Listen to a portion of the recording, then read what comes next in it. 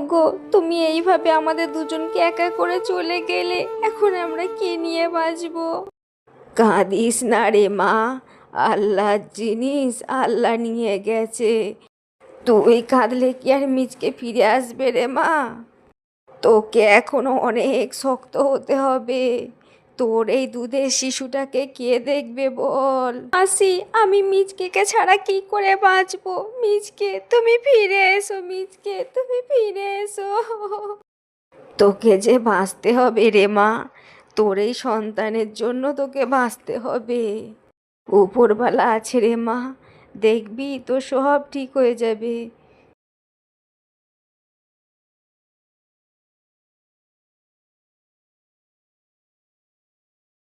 গো মা, তুমি এখানে বসে আছো? আমার যে বড্ড খিদে পেয়েছে, আমায় কিছু খেতে দাও না মা। আরে তোকে কি খেতে দেবো বল, ঘরে যে একটা দানাও নেই। তাহলে মা, আজকেও কি আমি ওই টিপকলের পানি খেয়ে থাকবো? আজকেও কি আমার কপালে ভাত জুটবে না? না রে মা না, আমি দেখছি কি করা যায়। তুই এখানেই থাক মা, আমি দেখে আসি কোথাও তোর জন্য একটু খাবারের ব্যবস্থা করতে পারি কি। গিন্নি, মাংসটা কিন্তু আজ দারুণ হয়েছে। মা তাই? তাহলে তোমায় আর এক পিস মাংস দিই? আমাকেও আর এক পিস দাও, আমিও খাবো। আরে হ্যাঁ হ্যাঁ, আমি তোদের দুজনকেই দিচ্ছি, এই নে মন ভরে খা। বাঘিনী মামি, ও বাঘিনী মামি, আমায় একটু মাংস ভাত দেবে? এ কি শেফা, বলা নাই কওয়া নাই, তুই ড্যাং ড্যাং করে বাড়ির ভিতর চলে আসছিস, তোর ব্যাপারটা কি বলতো?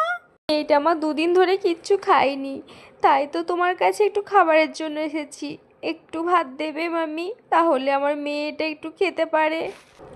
মরণ, স্বামীটাকে তো অল্প বয়সে চিবিয়ে চিবিয়ে খেলি, এখন কি আমাদের মাথাটা খেতে এসেছিস? দূর হ বাড়ি থেকে, যা বলছি, কোনো ভাত নেই, যা এখান থেকে।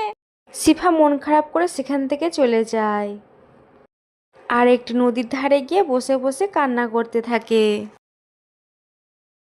হে উপরবালা, সারা গ্রাম ঘুরে বেড়ালাম, কিন্তু কে একটু সাহায্য করলো না।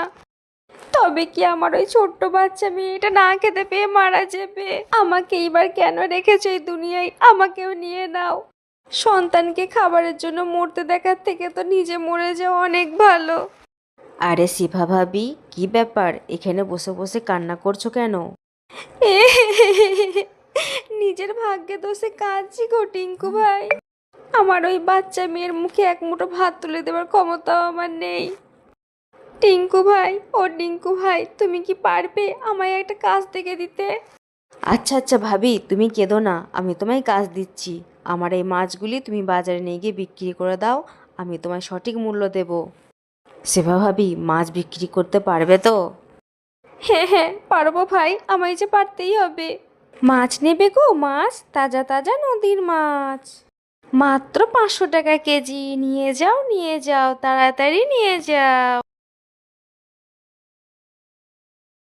আরে বাহ সেপা ভাবি, তুমি মনে হচ্ছে সব মাছ বিক্রি করে ফেলেছ।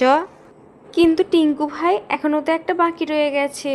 ওটা ওটা তুমি বাড়ি নিয়ে গিয়ে তোমার মেয়েকে রান্না করে দেবে। আর এই নাও মাছ বিক্রির টাকা। হে আল্লাহ, তুমি আমার মুখের দিকে তাকিয়েছো, এখন আমি বাড়ি গিয়ে আমার মেয়ের জন্য মাছ ভাজা আর ভাত রান্না করে দেব। মা গো মা, তুমি আমার জন্য মাছ নিয়ে এসেছো? আজ আমি মাছ দিয়ে ভাত খাবো। ইয়ে, কি মজা কি মজা, আমি কতদিন পর মাছ ভাত খাবো। ইয়ে, আজ আমাকে আর পানি খেয়ে থাকতে হবে না।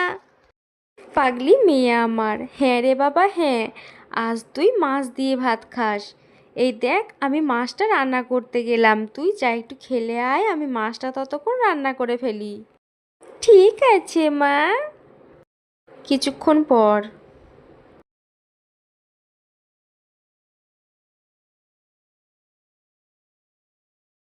মারে, অনেক রাস্তা ঘুরে ঘুরে তোর এই বাড়িটার সামনে পেলাম, আমায় একটু কিছু খেতে দিবি রে মা? আমার যে খিদে পেয়েছে প্রচণ্ড। হ্যাঁ হ্যাঁ বুড়িমা, নিশ্চয়ই দেব। খিদের জ্বালায় যে কি সেটা আমার থেকে ভালো আর কে জানে। তুমি এখানে বসো, আমি তোমার জন্য মাছ আর ভাত নিয়ে আসছি। আহা আমার প্রাণটা যে জুড়িয়ে গেল। তোর এই মাছ ভাজি আর ভাত অনেক মজা রে মা। মা রে, যদি কিছু মনে না করিস, আমায় আর একটু মাছ ভাজি আর ভাত দে না রে মা। হ্যাঁ বুড়িমা, তুমি এখানে বসো, আমি নিয়ে আসছি।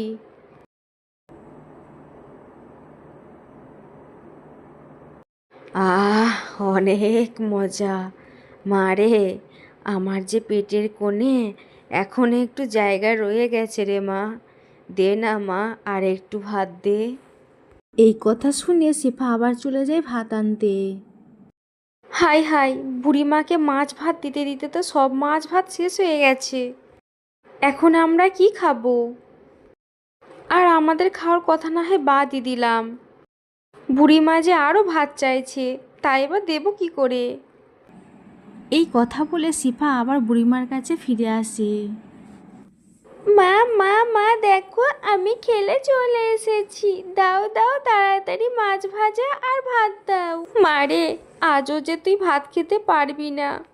মাছ আর ভাত যে কিছুই অবশিষ্ট নেই, সব ওই বুড়িমাকে দিয়ে দিয়েছি। মা, তুমি আমার জন্য একটু মাছ ভাত রাখোনি, সব ওই বুড়িকে দিয়েছো। এই বুড়ি, দে দে বলছি, আমার মাছ ভাত ফেরত দে, তাড়াতাড়ি দে।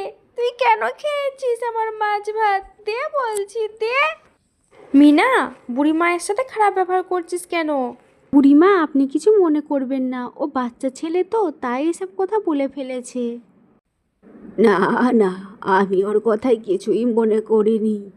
তবে একটা মাছের জন্য যখন এত কিছু, দাঁড়া দিদি ভাই, আমি তোকে অনেক অনেক মাছ দেব।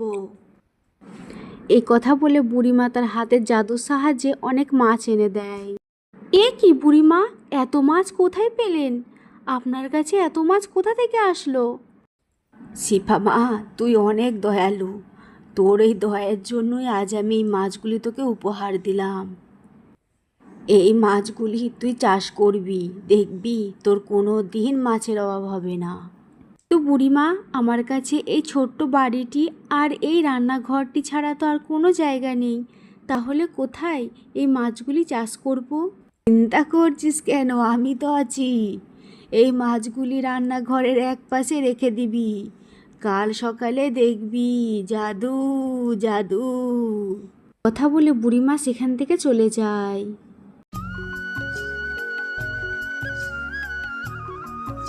ও মা, মা তাড়াতাড়ি এসো, দেখো দেখো কি কাণ্ড হয়েছে, তুমি দেখে যাও। কি হয়েছে মিনা, এই সকাল সকালে এত চিল্লাচ্ছিস কেন? এ কি, আমি কি দেখছি? এটা আমার স্বপ্ন নয় তো? গো মা, দেখো দেখো কত মাছ, আমি তো এবার থেকে রোজ মাছ খাবো, ইয়ে কি মজা। বন্ধুরা, আজকের এই গল্পটি তোমাদের কাছে কেমন লাগলো অবশ্যই কমেন্ট করে জানিয়ে দেবে। আর এই ধরনের নতুন নতুন গল্প দেখতে আমার চ্যানেলটিকে সাবস্ক্রাইব করে দেবে।